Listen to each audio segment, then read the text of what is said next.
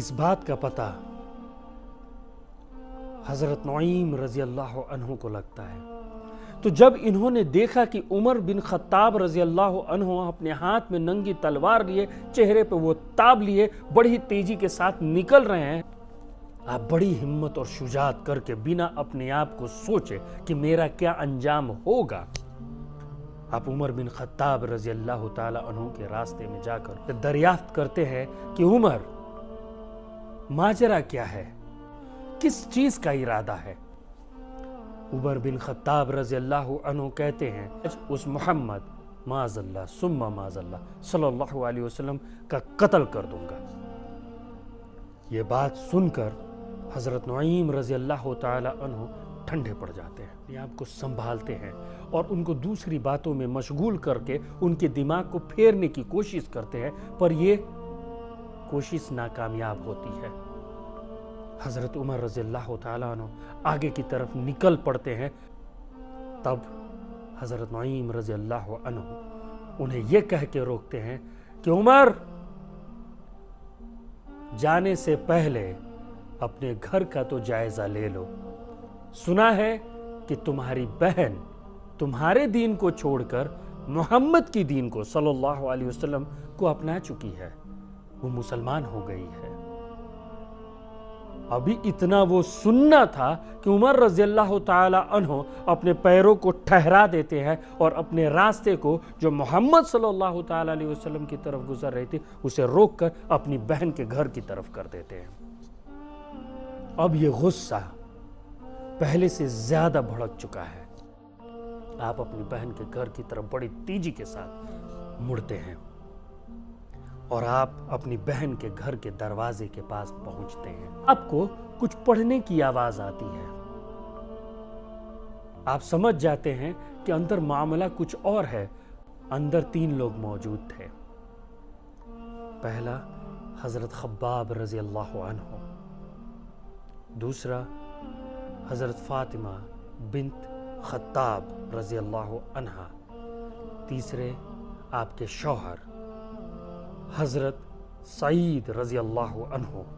یہ 3 لوگ موجود تھے، جس میں حضرت خباب رضی اللہ عنہ آپ دونوں شوہر اور بیوی کو قرآن پاک کی تعلیم دے رہے ہیں، اور اس کی آواز حضرت عمر بن خطاب رضی اللہ عنہ سنتے ہیں۔ آپ دروازے پر بڑے زور سے آواز لگاتے ہیں۔ بھائی کی یہ روب بھری آواز سن کر آپ کی بہن ڈر جاتی ہیں، وہ جلدی جلدی قرآن اس تختی کو چھپاتی ہیں اور حضرت خباب رضی اللہ تعالی عنہ کو ارشاد فرماتی ہے کہ آپ ترنت کہیں چھپ جائیں۔ آپ انہیں چھپا دیتی ہیں۔ اس کے بعد حضرت عمر رضی اللہ عنہ گھر کے اندر تشریف لے کے آتے ہیں، اور آتے ہی وہ سوال، تم کیا پڑھ رہی تھی؟ آپ کی بہن ڈر جاتی ہیں اور کہتی ہیں کہ نہیں بھائی، ہم کچھ نہیں پڑھ رہے تھے، ہم تو بس گفتگو کر رہے تھے۔ عمر بن خطاب رضی اللہ عنہ کہتے ہیں کہ نہیں، میں نے یہاں پہ ایک تیسرے فرد کی آواز سنی ہے۔ کون تھے وہ اور کیا پڑھ رہی تھی تم؟ وہ کوئی جواب نہیں دیتے ہیں۔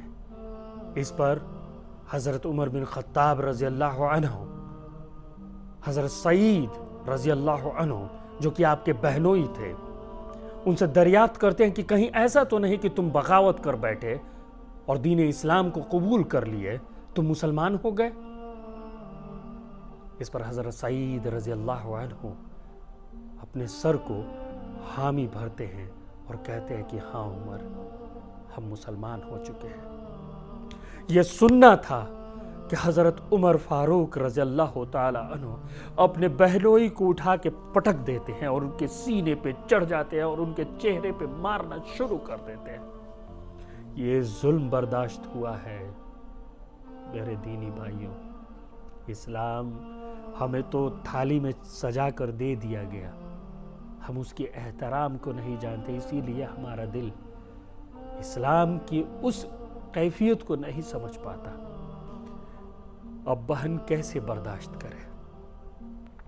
وہ آتی ہے اپنے شوہر کو بچانے کی نیت سے، اتنے میں عمر بن خطاب رضی اللہ تعالی عنہ اپنی بہن کو بھی زور کا ان کے منہ پہ مارتے ہیں۔ آپ کی بہن کے منہ سے خون جاری ہو جاتا ہے۔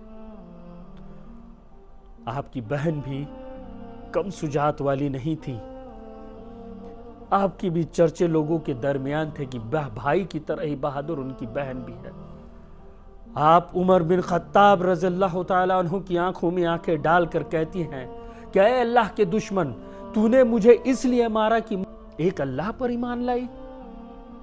تو ہاں، میں یہ تسلیم کرتی ہوں اور میں یہ گواہی دیتی ہوں کہ اللہ ایک ہے اور اس کے سوا کوئی عبادت کے لائق نہیں ہے، اور محمد اس کے بندے اور رسول ہیں۔